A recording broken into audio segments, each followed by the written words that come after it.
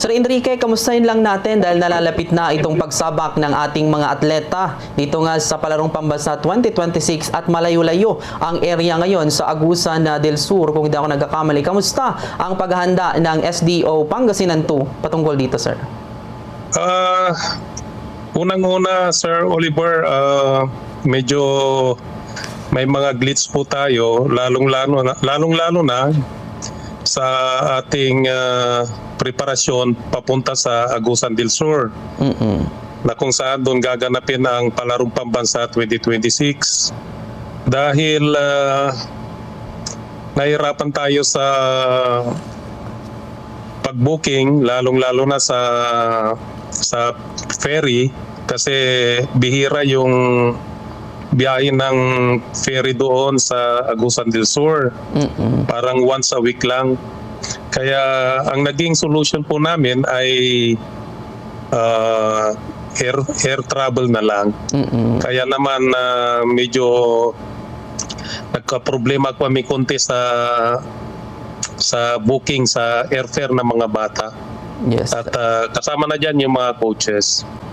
Ang Pangasinan 2 po ay meron po tayong 155 delegates, 127 players and athletes, and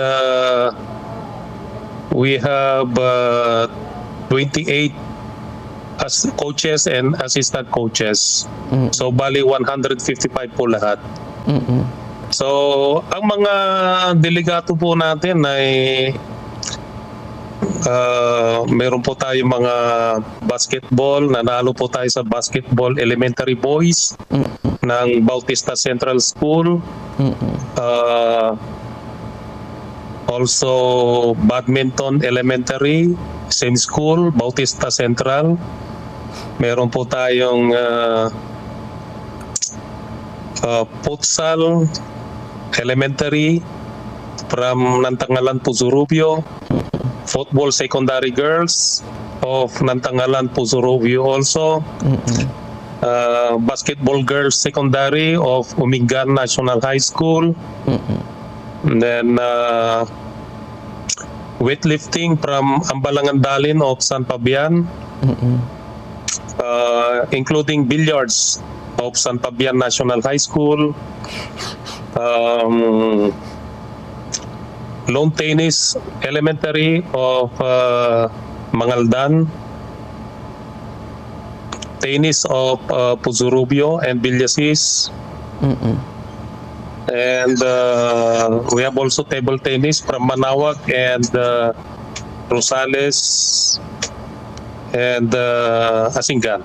Ang chess po natin, I think Alcala and Sipak Takraw boys in Asingan, and for Sipak Takraw girls sa Rosales, Giling Kuliling National High School Rosales, and Taekwondo, medyo mix po yun. May mga nanggaling ng Mangaldan, Manawag, and Alcala. Sa wrestling naman, sa wrestling ng Natividad National High School. Dahil sa suporta ng LGU Pangasinan, na kung saan nakatutok po ang LGU Pangasinan sa futsal and football. Yun ang nakikita ko na pwedeng lumaban sa Palarong Pambansa. Yes, sir. Kasi talagang well-trained ang ating mga coaches when it comes to futsal and football. Papasalamat po kami sa mga mayors po natin at saka Sangguniang Bayan, lalong-lalo na dito po sa bayan ng Bautista, na kung saan nalaman po natin na very supportive po sila at sinasagot po nila yung in-house training ng ating basketball team doon and badminton. Kaya naman natutuwa po kami. At of course, lalong-lalo na sa ating Governor, Honorable Ramon V. Gico III, na kung saan malaki yung naiambag po niya para sa airfare po ng mga athletes and coaches po natin papuntang Agusan del Sur.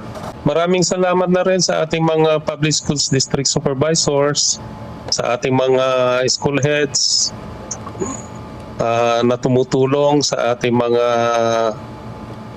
sumusuporta sa ating mga atleta at mga coaches sa kanilang paaralan. Sana ipagpatuloy po nila ang pagsuporta sa ating mga atleta o pagsuporta sa larangan ng sports, sapagkat alam po natin na nakakatulong po ang sports, especially on the discipline of our learner athletes. At alam po natin na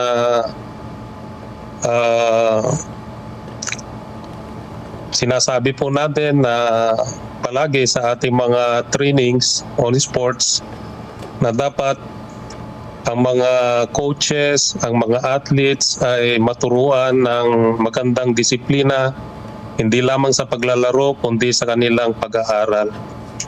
So maraming salamat po, lalong-lalo na sa mga parents na laging nakasubaybay.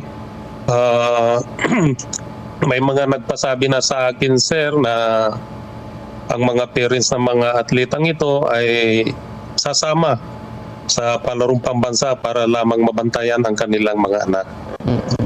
So maraming salamat po sa lahat, lalong-lalo na sa aming Schools Division Superintendent, Madam Luz V. Pagatpadan, and Governor Ramon B. Gico III.